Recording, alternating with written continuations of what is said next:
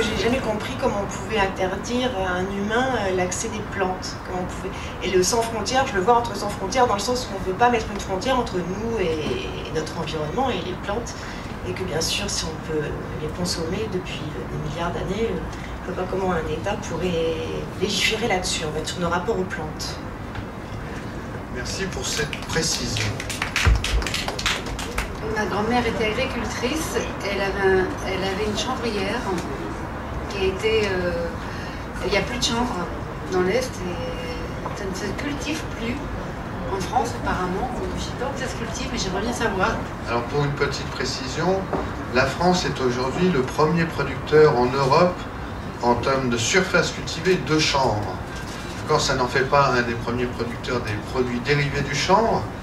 Hein, on peut tous le rêver. Dans l'immédiat, elle produit du chanvre et puis ensuite il est transformé ailleurs. Et je pense qu'avec le chanvre, on fait beaucoup de choses. Et c'est aussi une alternative au coton, à d'autres... textile, le cannabis en tant que carburant,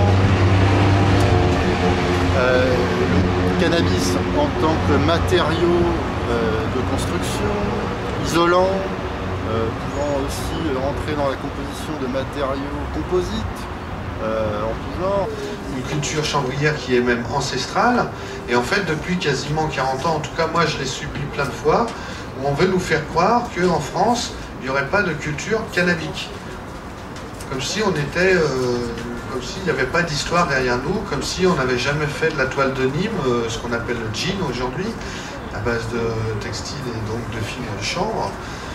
Et comme si toutes ces voiles, toutes ces cordes qui avaient servi à armer les bateaux, dont la France a longtemps été une des principales puissances coloniales à dominer les mers, pour faire tous ces bateaux, ces voiles de chanvre imputrescibles ont été très utiles pour aller très loin.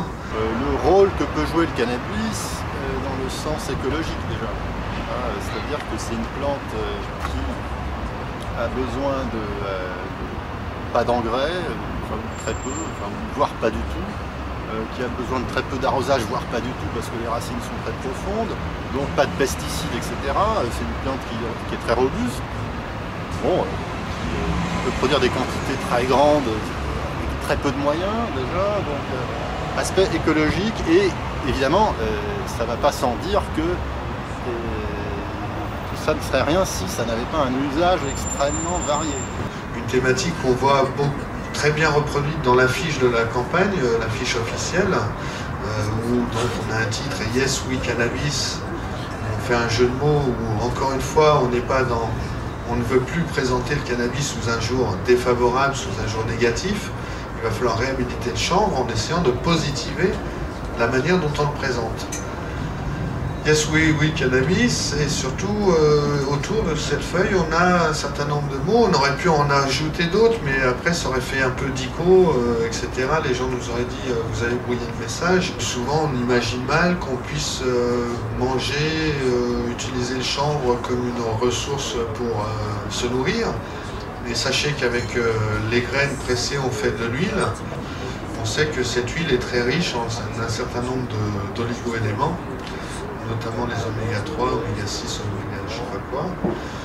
Mais également avec la graine, on peut faire à partir du tourteau de la farine. Et cette farine est aussi très riche en protéines notamment. Et c'est hallucinant, c'est le cas de le dire ou même pas, non, c'est beaucoup plus hallucinant que la substance elle-même, à quel point les usages thérapeutiques sont riches et efficaces et indispensables.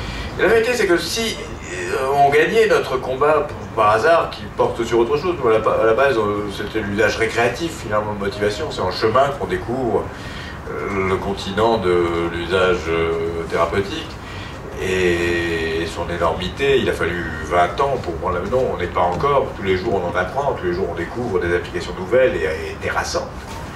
Et bien c'est concentré, huile liquide dont on prend des gouttes, si on en prend des doses assez fortes, ben, on découvre des hippies perdus dans leur Nevada américain ou je sais pas où, découvrent cette application terrassante qui est que c'est éventuellement, bon, je demande à l'Académie d'aller le vérifier, les témoignages se multiplient, sont innombrables maintenant, curatifs, y compris pour une maladie aussi terrible que le cancer. Et pour une série de cancers, pas tous, mais pour des cancers, eh bien, il y a application thérapeutique efficace. Ça ne sert pas seulement, depuis 20 ans on se battait parce que ça sert à accompagner les psychothérapies, etc. Ça on le sait.